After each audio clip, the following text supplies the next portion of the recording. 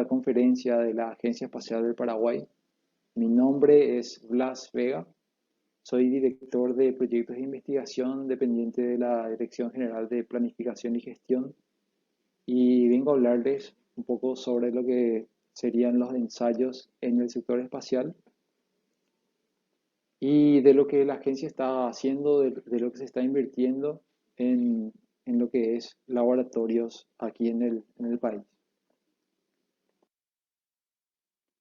Para poder adentrarnos un poco, les quiero explicar más o menos cuáles son los cuatro grandes ensayos o mediciones que se hacen a un satélite para poder garantizar que este va a funcionar en el espacio. Generalmente todo proceso de producción en toda industria llevan procesos de mediciones específicas para cada sector.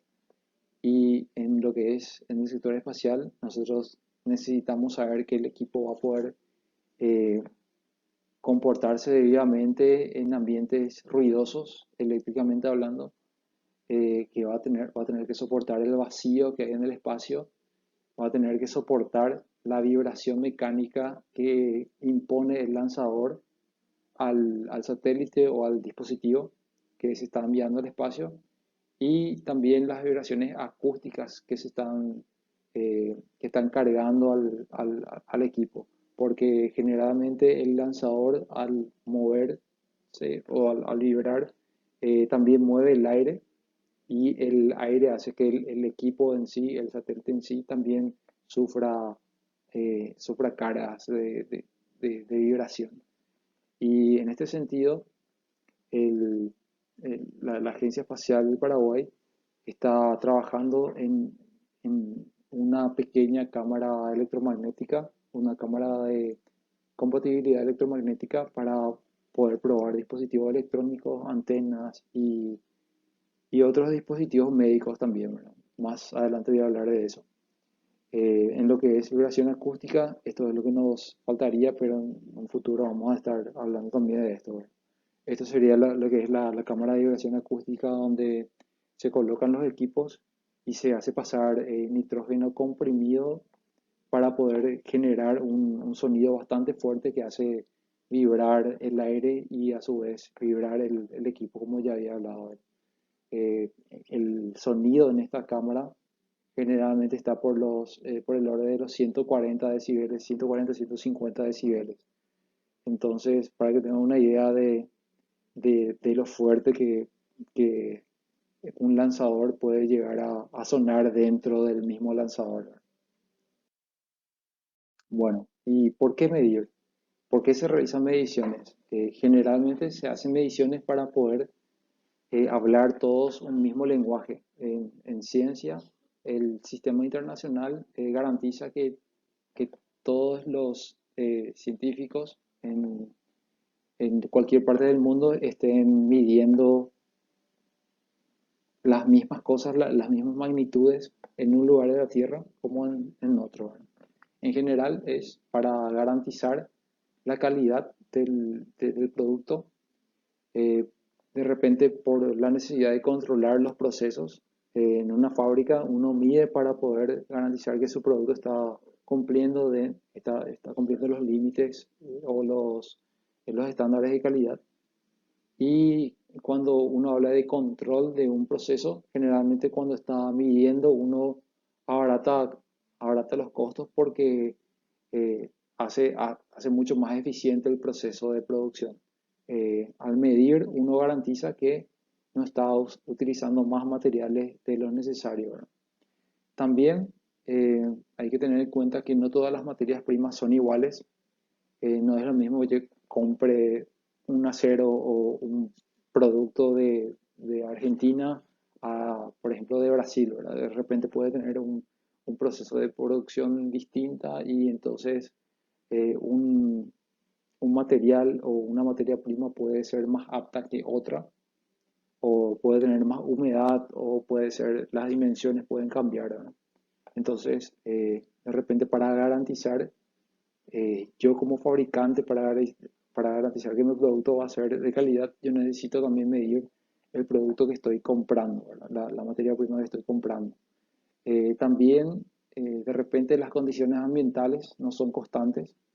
Eh, Uno puede comprar no sé, un cereal con mayor humedad de una parte del mundo, entonces eso hace que sea más pesado, tenga otras propiedades, ¿verdad?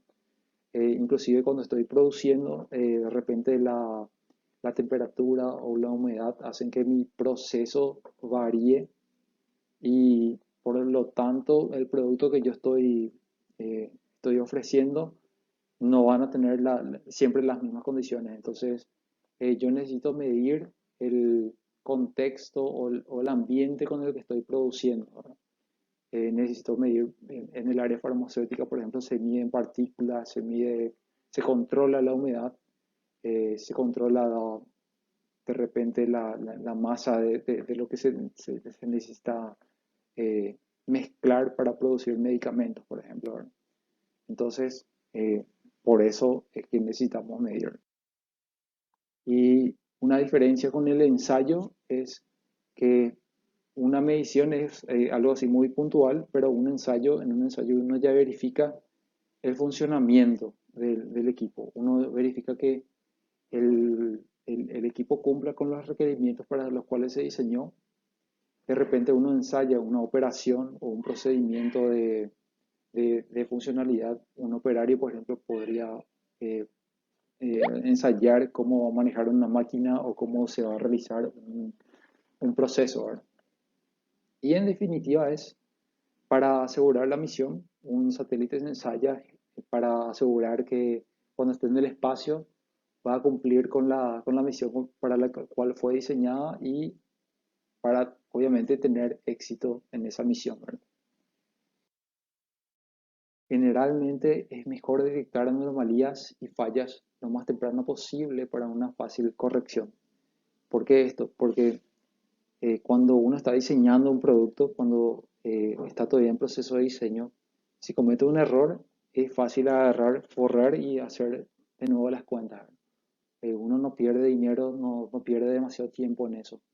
Pero cuando el diseño ya está y ya se hicieron las compras, todas las adquisiciones ya están hechas, ya se montaron los equipos, ya se desarrolló la tecnología y ahí el, el encargado del proyecto se da cuenta que algo no está bien o algo está fallando, se debe volver a rediseñar, se debe volver a hacer todas las adquisiciones y eso hace que toda la cadena de producción tenga que cambiar o tenga que rehacer las mismas actividades.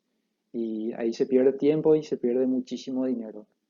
Hay libros donde muestran que la pérdida de dinero ahí es ya muy exponencial en esos procesos de ensamblaje.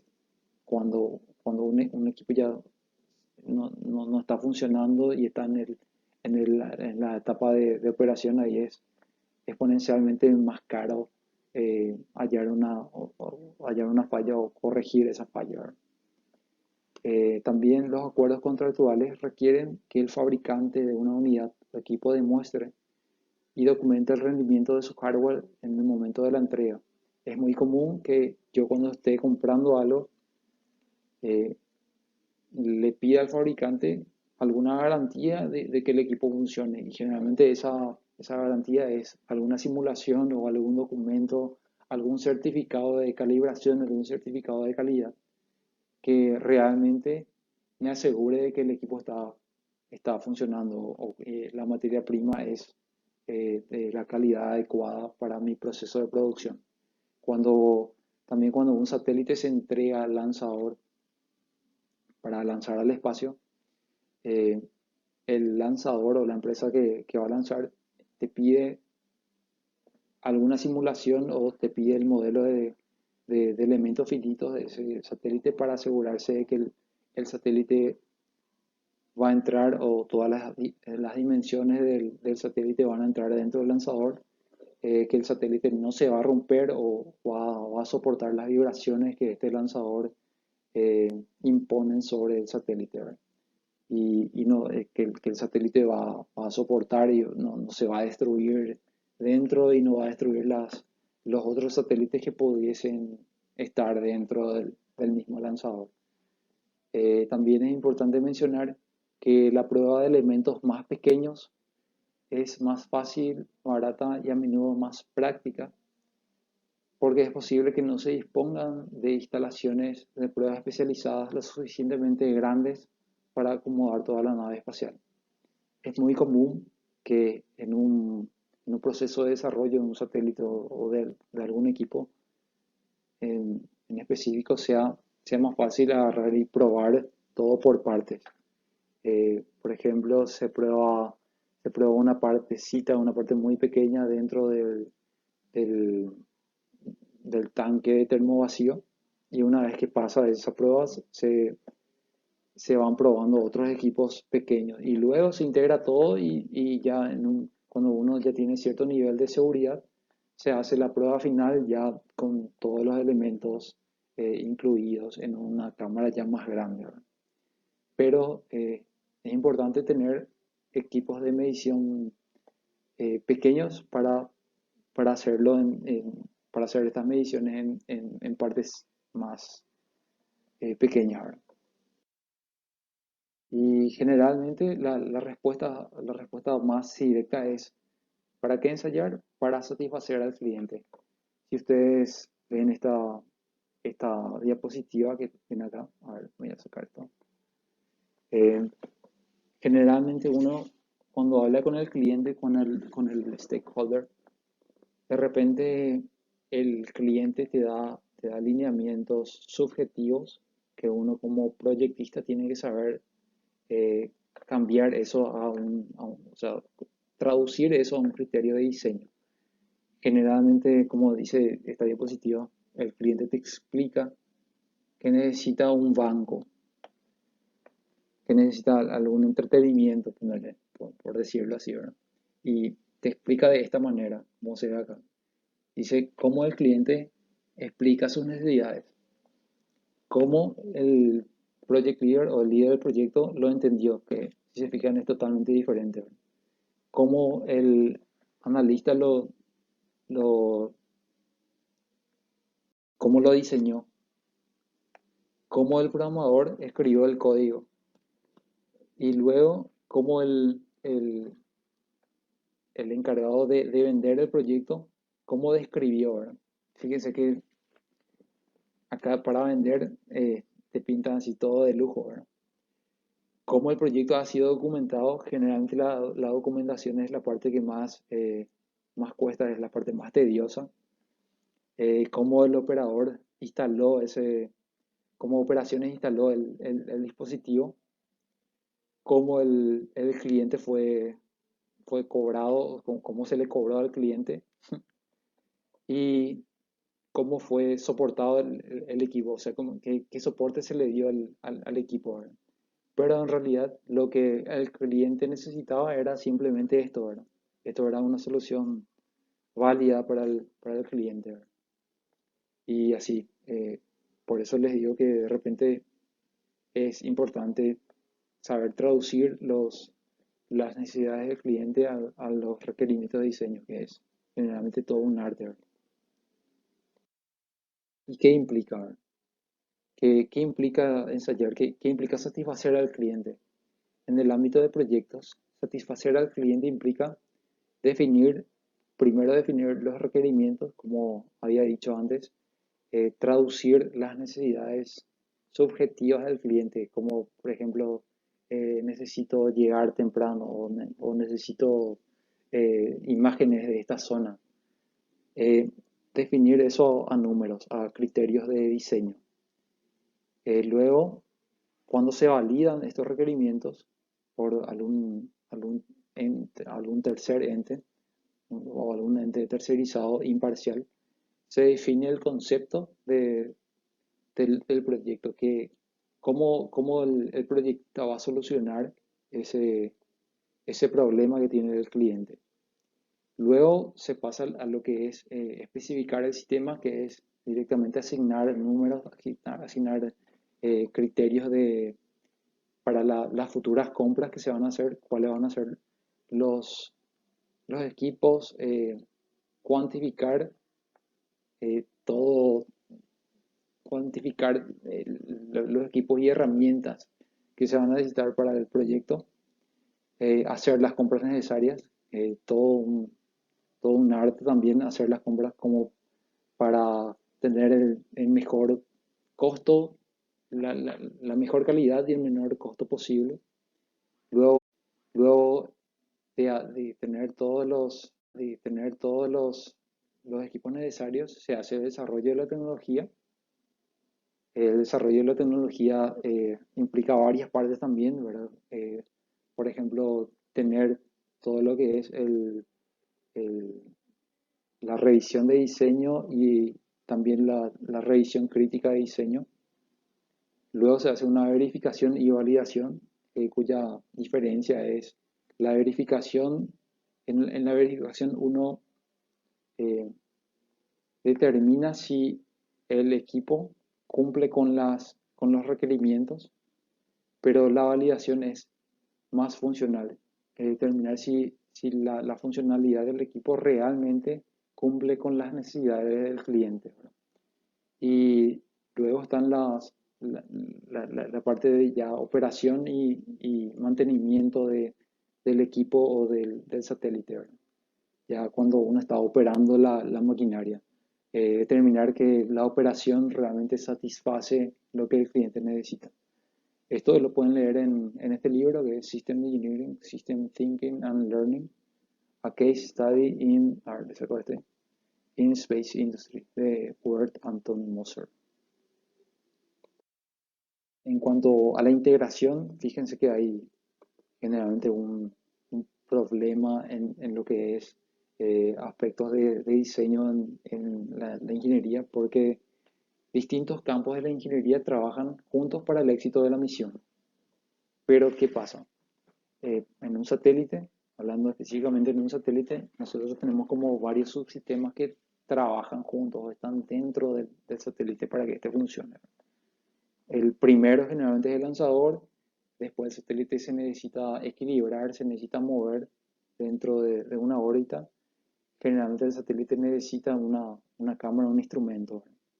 Y para el lanzador, lo que le importa, o para el ingeniero de órbita, lo que le importa es que el satélite tenga suficiente combustible para poder mantener esa órbita, eh, para, para poder apuntar el satélite o de repente para hacer alguna maniobra al subsistema de ADSS o de determinación de órbita. Lo que le importa es que tenga los mejores sensores, los mejores gyros. Y sin embargo, para el que está encargado del payload o del instrumento, le importa que el instrumento sea o la cámara sea del mayor tamaño posible, ¿verdad? Para el ingeniero de órbitas, le interesa, lo que más le interesa es que la órbita sea lo más sencilla posible. Para el diseño de estructuras, generalmente le importa que el satélite sea un pedazo de hierro, ¿verdad? Para que soporte las vibraciones, o que tenga mucha masa para que soporte las vibraciones. Para el ingeniero de comunicaciones, lo que le interesa es que las antenas sean grandes y tengan muchísima redundancia, como para garantizar las comunicaciones, ¿verdad? Para el ingeniero de potencia, lo que generalmente le importa es que tenga una amplia superficie de paneles solares, una batería bastante grande, como para que soporte todo lo que es el, el sistema, ¿verdad? Para que pueda alimentar todo el sistema. Y entonces, como se dan cuenta acá, cada disciplina le da prioridad a su diseño.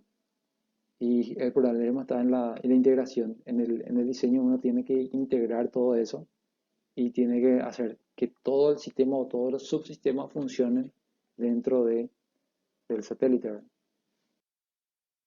Y entonces tenemos acá lo que es el arte de la integración, del Assembly, Integration and Verification. En este sistema se verifica, o sea, en este proceso se verifica que el sistema se comporta de acuerdo a lo planificado.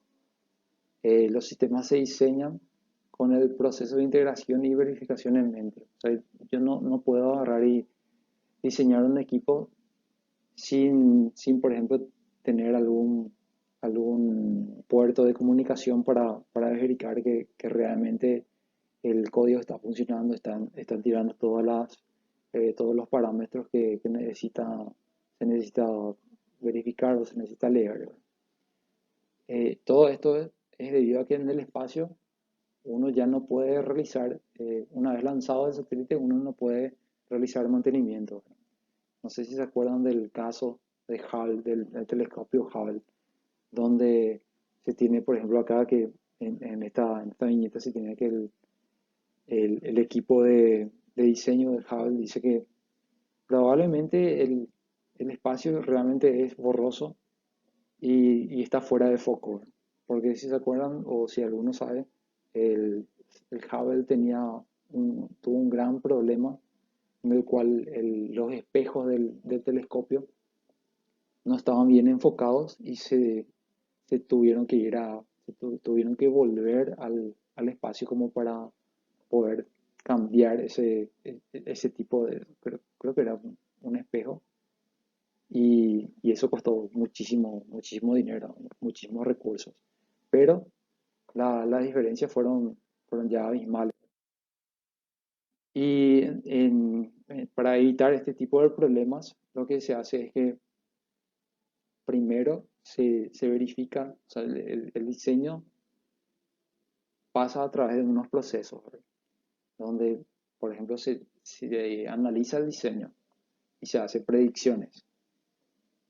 Y aquí con estas predicciones se definen cuáles son los, eh, los momentos o los casos en el que el equipo se va a comportar de la peor manera. O sea, se definen los worst case escenarios, se le dice, los peores escenarios posibles para el equipo que se está diseñando.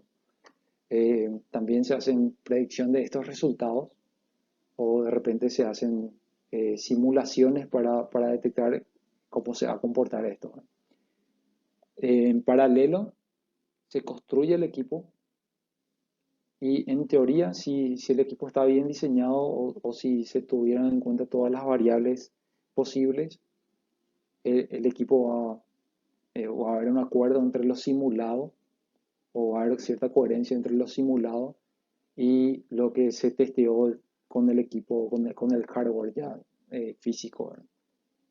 Si hay si hay algo que corregir, se debe determinar esta, se debe determinar las causas de esta discrepancia entre los resultados y se tienen generalmente dos caminos.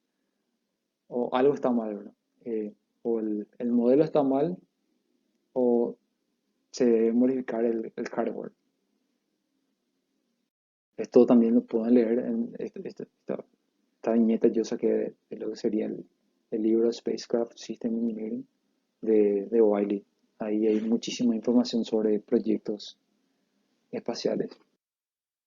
Y para hacerla corta, lo que nosotros estamos ahora proyectando es un laboratorio donde se puedan probar productos en general, se pueda probar productos de investigación y desarrollo, se pueda desarrollar equipos, ¿verdad? Apoyar a la academia y también apoyar al sector privado. De repente si es que alguno quiere hacer su tesis o algún, alguna empresa privada tiene alguna idea de diseño, entonces nosotros podamos apoyar directamente ese tipo de iniciativas. La idea en principio es tener así bancos de trabajo en islas donde tengamos nosotros nuestros instrumentos de medición y poder hacer ensayos o mediciones a los satélites. Lo que vemos ahí es un CubeSat y con su estación terrena y su sistema de alimentación. Y la idea es tener un poco estos equipamientos básicos, ¿verdad? Para poder probar equipos. Algunas ramas de desarrollo en las que estamos pensando son las radiofrecuencias y telecomunicaciones. Estamos comprando radios definidas por software para poder investigar un poco esa área. Una radio definida por software es un equipo que yo puedo programar así como un FPGA pero para telecomunicaciones. Entonces yo puedo tener eh, varios equipos de radio, puedo probar varios sistemas de radio, varias configuraciones de radio para enviar video, enviar datos en general de un punto a otro, ¿verdad? Por radiofrecuencia. También tenemos equipos de mediciones, analizadores de espectro, VNAs y como para poder diseñar antenas, diseñar cámaras anecoicas. Para eso te voy a mostrar un poco lo que estamos haciendo aquí, en colaboración con la Facultad de Ingeniería de la UNA, que sería una cámara GTEM, se le dice una cámara de Transversal Electromagnetic Mode en inglés, que es básicamente una pequeña cámara anecoica donde funciona como un cable coaxial, pero de mayor tamaño, ¿verdad? Eso que ven ahí en bordeaux o en marrón, sería como un conductor que funciona de antena al cual se le agrega en la punta, en el apex, se le agrega un analizador de espectro o un amplificador de señal para poder generar campos magnéticos o escuchar el ruido eléctrico que está generando un equipo. Esto lo estamos haciendo dentro de lo que es el laboratorio de ensayos de equipos médicos, en colaboración con el doctor Diego Staller y todos los investigadores de ese laboratorio. Ahí le vemos a Gustavo, por ejemplo, que está sacando los remaches del equipo ya construido. Eso que ven ahí, esas espumas de color azul, eh, funcionan como para, de alguna manera, disipar la energía en radiofrecuencia que se va a generar dentro del equipo. Eh, es el comienzo de lo que sería una futura cámara Nikon. También tenemos inversiones en lo que es electrónica digital. Tenemos osciloscopios, analizadores lógicos. Eso que ven ahí, por ejemplo, es un DAC, un Data Acquisition System de National Instruments. Podemos usar esos equipos para poder analizar circuitos eléctricos, protoboards, electrónica en general. Creo que nos va a ser bastante útil para los futuros proyectos de investigación que se vienen. Por ejemplo, fue uno de los primeros proyectos que se hicieron dentro de la agencia en colaboración con lo que sería Caureí, que es un equipo de investigación con investigadores y alumnos de distintas facultades que se unieron para trabajar en lo que es un pequeño cáncer, ¿verdad? Es un proyecto bastante básico, pero que nos dio muchísima satisfacción por realizar. Eh, Desde ya, si es que alguno de ustedes tiene alguna pregunta, alguna consulta o de repente se quiere unir al equipo, puede contactarnos y les vamos a ayudar y vamos a estar súper contentos de poder colaborar. También tenemos pensado comprar varios sensores, instrumentación en general. Por ejemplo, tenemos sensores de temperatura, celdas de carga para medir empuje, para medir deformación en general, acelerómetros para poder hacer ensayos de vibraciones, para poder medir velocidades en cohetes o vibraciones en cohetes también. Y pueden ver esto. No sé si escuchan el audio, pero es un banco de pruebas que habíamos trabajado con los estudiantes Oliver Forman y Elias Leiper. Si ven ahí, está adosado a un parlante, un acelerómetro con el cual hacemos lecturas de la frecuencia natural de un equipo, en este caso una lengüeta, Ahí detecta y, 30. y lo que probamos es 30 cuál es la respuesta de esa ahí lengüeta detecta en frecuencia. 30, Es con 100 la Fast y Fourier 200. Transform, o sea, la transformada rápida de Fourier y la lectura del acelerómetro que vemos arriba.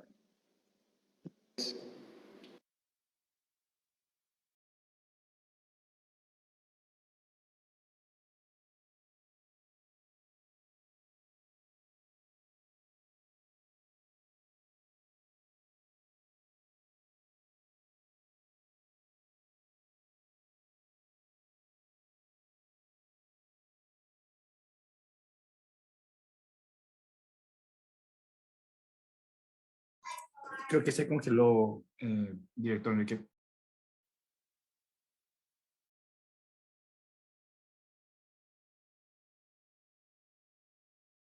En un futuro también podemos realizar lo que serían calibraciones de cámaras o también experimentos con óptica, ¿verdad?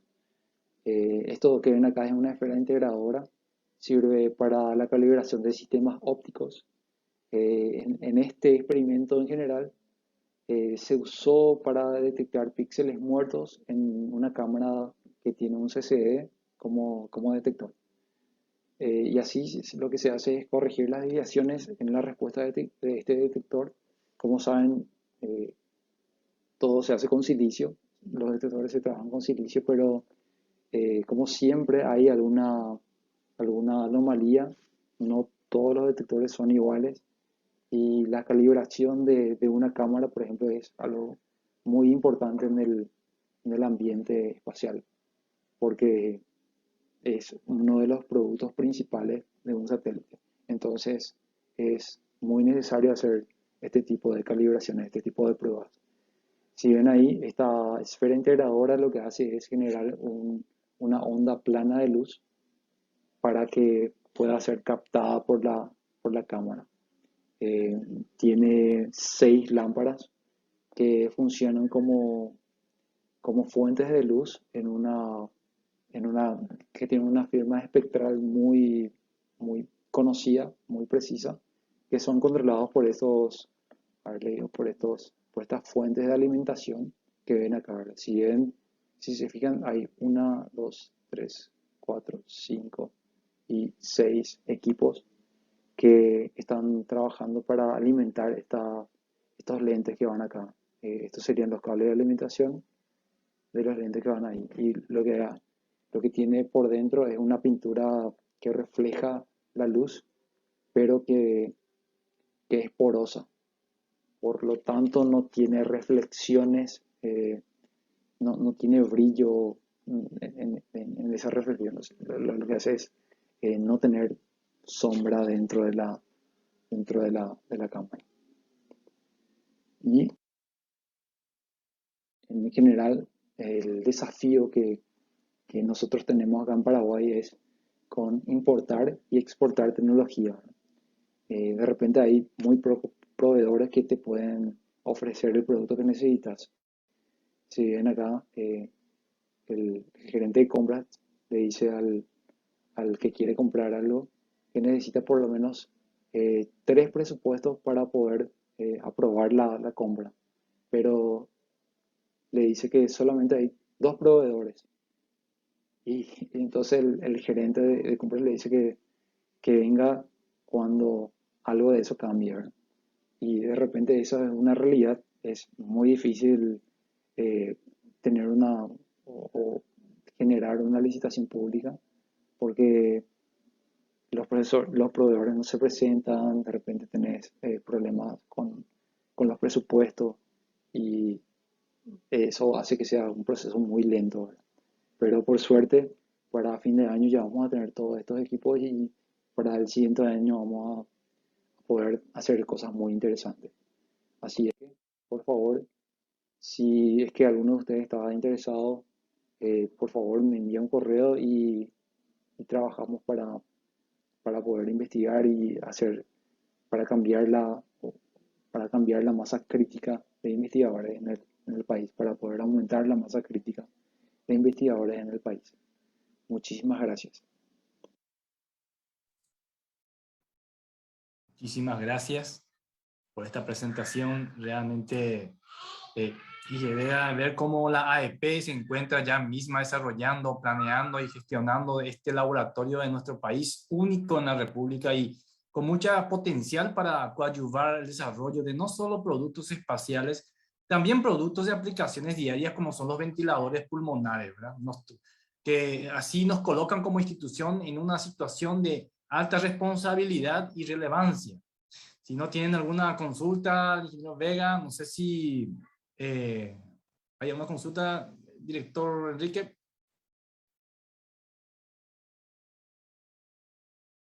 Ninguna consulta, doctor, ninguna consulta. Perfecto. Bueno, de todas maneras está abierto para, ¿verdad?, posteriormente responder, retornar. Y para adelantar un poquito más por el tiempo, ¿verdad?, por la premura del tiempo, seguidamente vamos a tener a nuestro coordinador de proyectos de la AEP, el ingeniero Carlos Servín, ¿verdad?, que gentilmente nos presentará de todos los proyectos que actualmente nuestra agencia se encuentra realizando en el sector espacial. Él se encuentra aquí con nosotros, por lo cual al finalizar su presentación responderá a las consultas de la audiencia, una o dos máximo, ¿verdad?, por el tema del tiempo. Sin más, director Enrique, si nos concede la presentación, muchas gracias.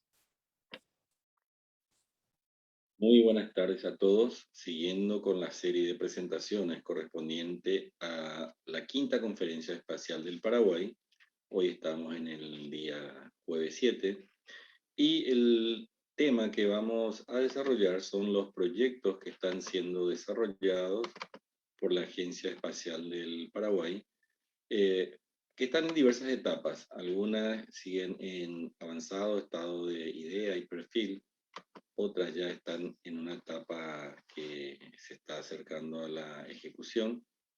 Entonces, la idea de presentar estos tres proyectos es entender un poquito hacia dónde está encarando la Agencia Espacial del Paraguay el desarrollo y cumplimiento de sus funciones según establece la ley de creación. Muy bien, entonces tenemos en primer lugar la definición de un proyecto. Según Nasir Sapakchain, en su libro Preparación y Evaluación de Proyectos, esto es una búsqueda a una solución inteligente al planteamiento de un problema que tiende a resolver, entre otras, una necesidad humana o una oportunidad de negocios. Entonces, el desarrollo de un proyecto tiene algunas etapas que se pueden agrupar, empezando por la idea, que es la etapa más importante porque es allí donde se comienza a visualizar el problema y algunas alternativas de solución. Una vez que tenemos esas alternativas de solución, vamos ampliando la cantidad de datos y de información y armamos un perfil de cada alternativa.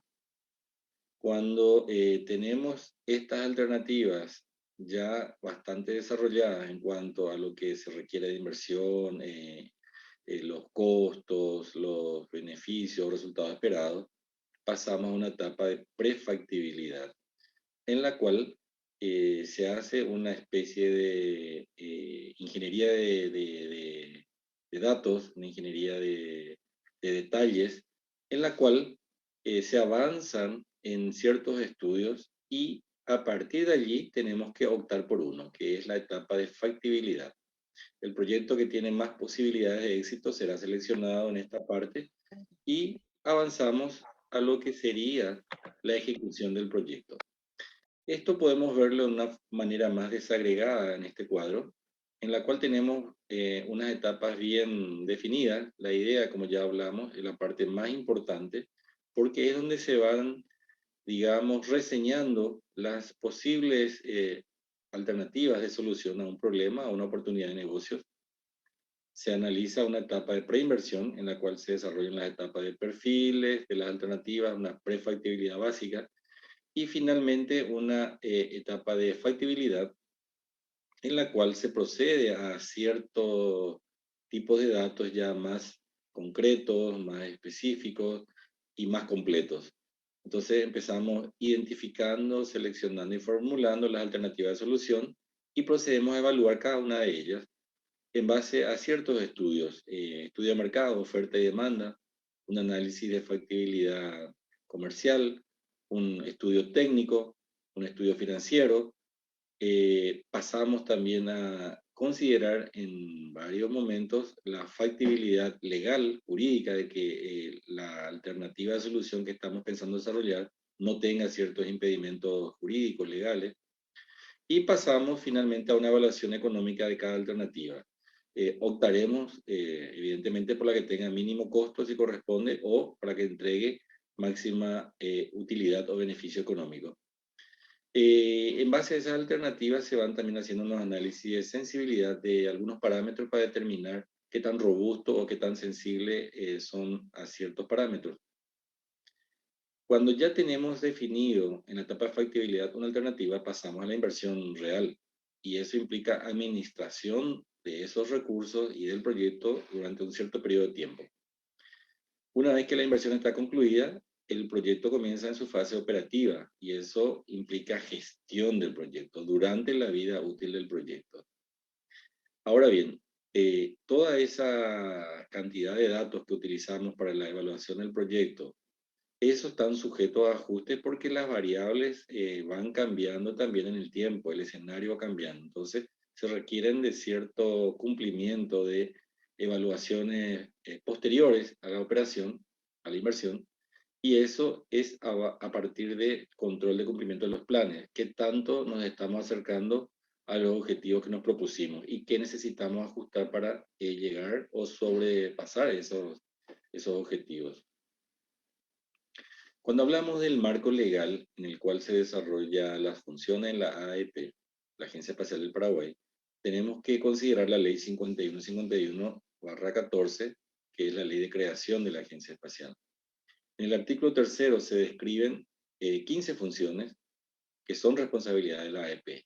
Y en este caso vamos a concentrarnos por su importancia en el inciso E y H. El inciso E trata sobre la promoción de transferencia de tecnología espacial para usos en agronomía, cartografía, prospección minera, meteorología, geología, medio ambiente, medicina, comunicaciones, defensa, área industrial y otras áreas que puedan ir surgiendo a entes estatales y bajo licencia al sector privado, brindando la asistencia técnica para alcanzar las pautas de calidad que se determinan. En el inciso H, nos obliga como Agencia Espacial de Paraguay a generar orientaciones normativas y regulaciones para que la exploración, utilización y explotación del espacio ultraterrestre de parte del país sirvan de herramientas para el desarrollo económico, político, social y cultural del país. Entonces, las responsabilidades o funciones de la Agencia Espacial del Paraguay son bastante amplias y afectan en forma transversal a varias áreas de tanto el sector real, que es productivo, seguridad, comunicación, medicina, pero también al área social y cultural del país. Entonces, los proyectos que son importantes de ir resaltando en esta presentación son la de un proyecto que trata sobre desarrollar la soberanía del país en servicios satelitales, la de creación de laboratorios propios para la Agencia Espacial de Paraguay y el fortalecimiento institucional de la Agencia Espacial del Paraguay a fin de cumplir con sus objetivos legales. Estoy desarrollando el primer proyecto que trata sobre la soberanía en servicios satelitales. Actualmente estamos en una fase muy inicial, para lo cual fue muy importante también crear una asociación estratégica con el Programa de las Naciones Unidas, sede Asunción, Paraguay. Esta asociación estratégica empezó el 27 de enero de 2021, o sea, se formalizó a través de un memorando de entendimiento entre la Agencia Espacial del Paraguay y el Programa de las Naciones Unidas, sede Asunción, Paraguay. Entonces, este proyecto, también este memorando de entendimiento incluía entre uno de sus ejes el fortalecimiento institucional de la Agencia Espacial del Paraguay en el área de creación de capacidad en ingeniería espacial, a fin de coayudar en el logro de los Objetivos de Desarrollo Sustentable 2030. En ese ámbito se llegaron a desarrollar reuniones entre ambas instituciones, intercambio de notas, análisis de involucrados, y actualmente estamos en proceso de contratación con fondos del PNUD de una preconsultoría nacional que es la que va a preparar un material informativo que sea de interés para algunos donantes nacionales o organismos internacionales para desarrollar un documento que nosotros consideramos básico y de suma importancia para avanzar en determinar cuál es la oferta y demanda de servicios satelitales del Paraguay, histórica, actual y la proyectada al 2030.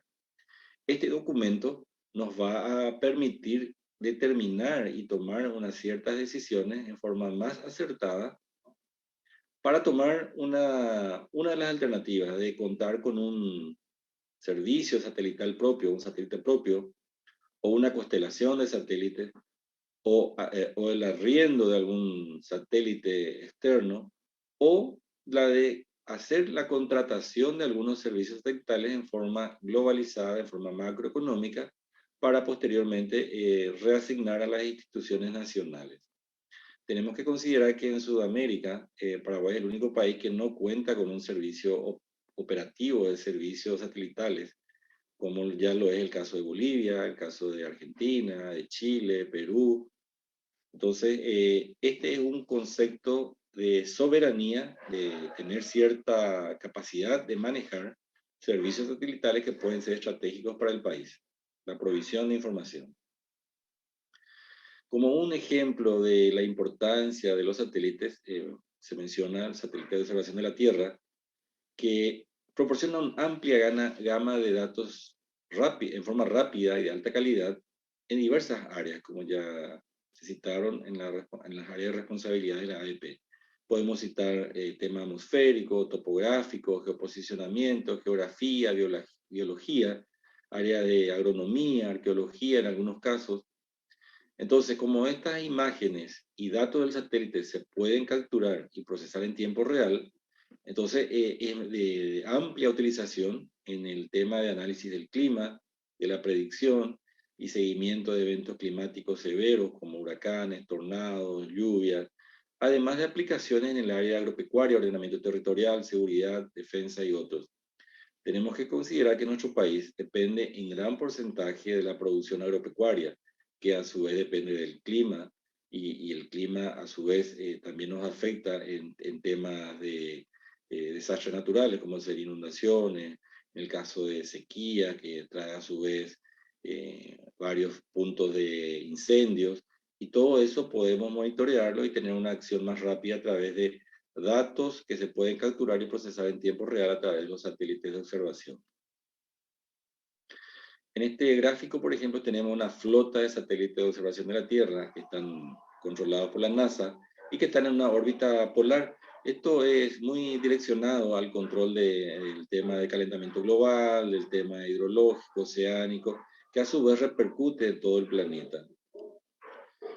En cuanto a las aplicaciones de un satélite de observación, estamos viendo aquí la proyección de que puede ser en usos agrícolas, catastro, podemos ver el tema de recursos naturales, hidrología, el tema de contaminación, el tema de reforestación.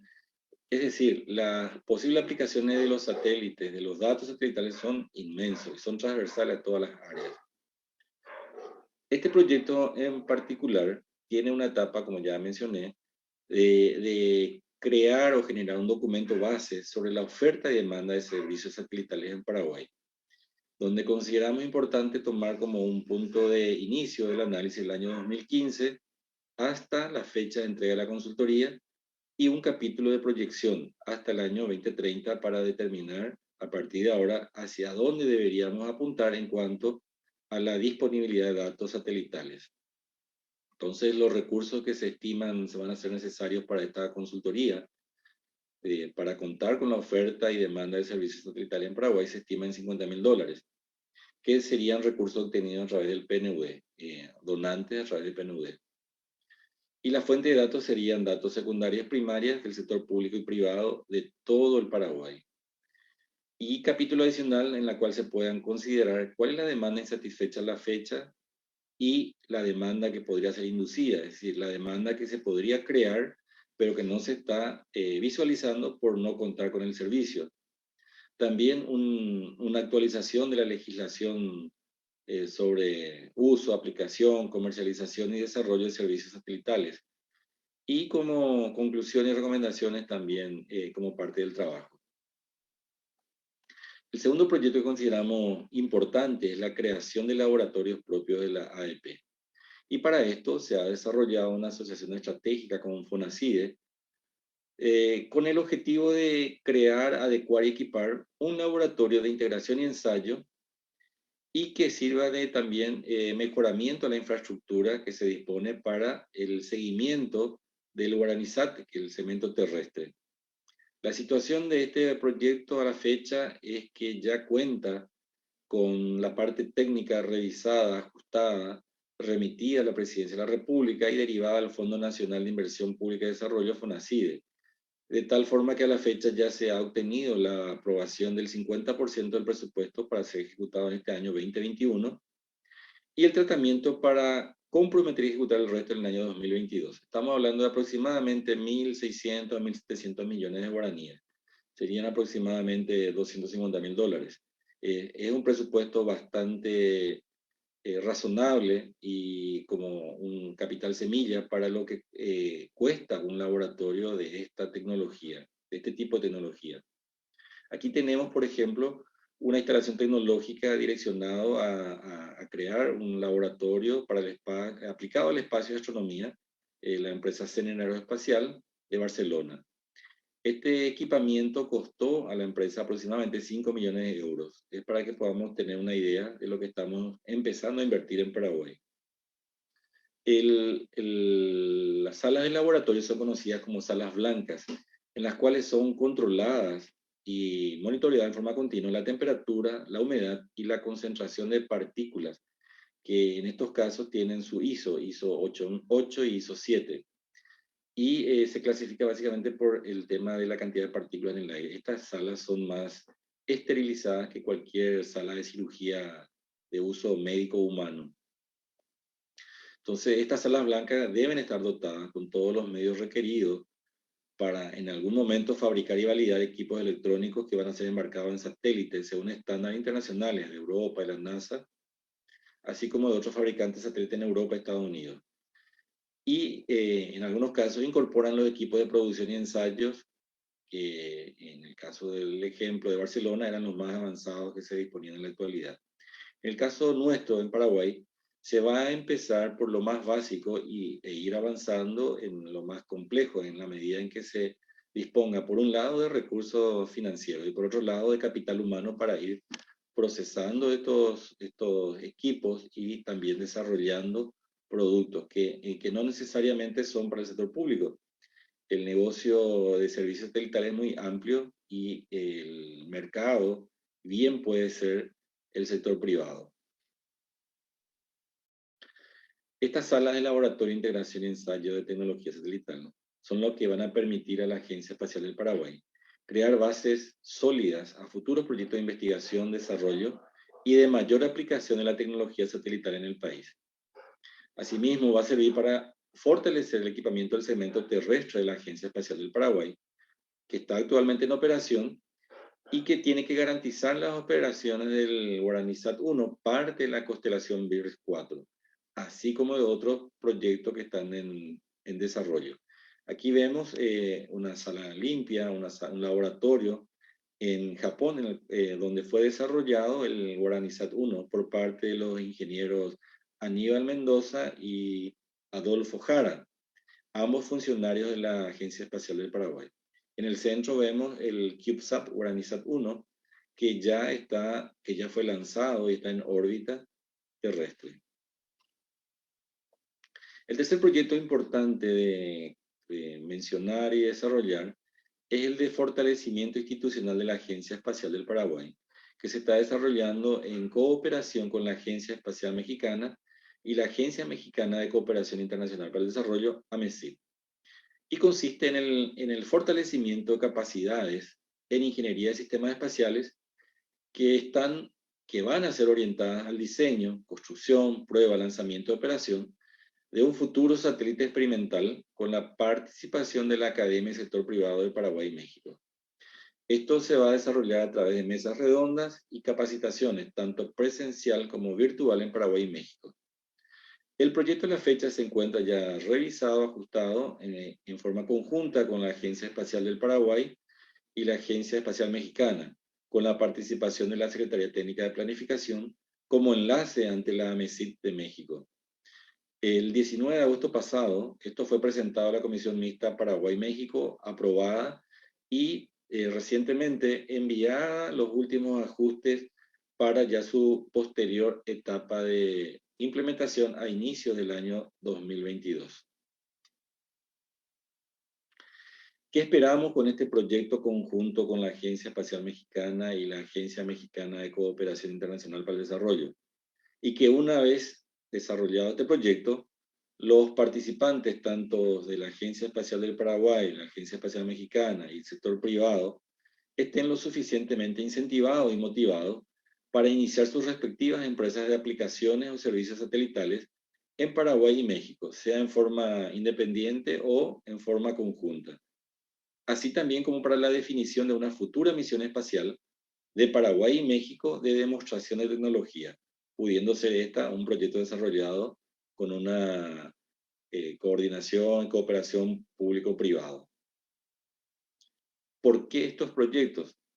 Bueno, tenemos que considerar de que estos proyectos están ideados en forma integral, es decir, para ser desarrollados y ejecutados en forma sistemática, secuencial y complementarios en el tiempo, de tal forma que los recursos humanos que se van formando en el exterior y en el mismo país puedan contar con las herramientas básicas para avanzar en el desarrollo y aplicación de la tecnología satelital, tal cual le obliga a la Agencia Espacial del Paraguay la ley de creación, la 5151 del año 2014. Finalmente, son estos proyectos los que van a apalancar o sostener la mayor aplicación o uso de los servicios satelitales en Paraguay en todas las áreas, que es lo que nos va a permitir tener un mayor nivel de eficiencia, eficacia y desarrollo. Adicional a estos proyectos, ¿qué más tiene en carpeta la Agencia Espacial del Paraguay o qué más está llevando adelante? Y tenemos la parte administrativa, formal, de firmas de convenios y cartas de intención con instituciones nacionales e internacionales, sean públicas o privadas, para encarar y desarrollar proyectos educativos en coordinación con universidades, con el Ministerio de Educación y Culto, con colegios, proyectos de formación técnica en la cual están cooperando la NASA, el Instituto Nacional de Pesquisas Espaciales de Brasil, varias universidades y otras instituciones.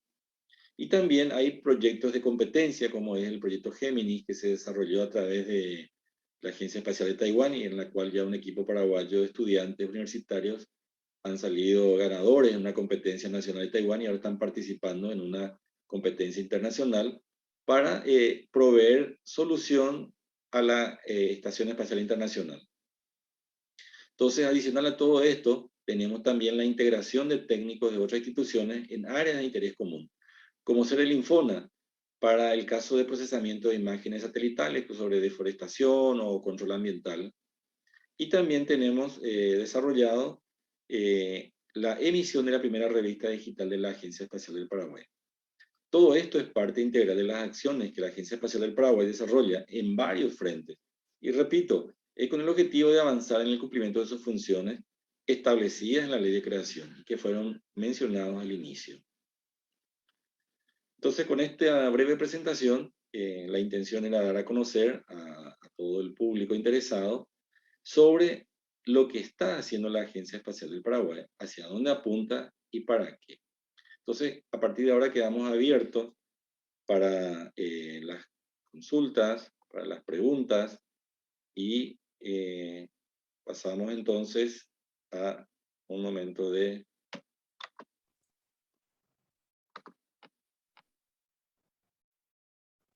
Muchísimas gracias, ingeniero Servín.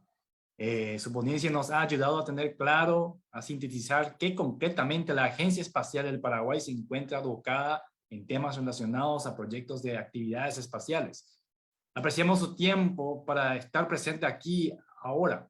Director Enrique, si hay algunas preguntas de nuestra querida audiencia para el ingeniero Servín, si no, me gustaría pasar a la última presentación. Muchísimas gracias, director Curita. Yo no hay ninguna pregunta, pero no puedo dejar de mencionar el saludo de Tony Servín, que es una seguidora nuestra, al ingeniero Carlos Servín.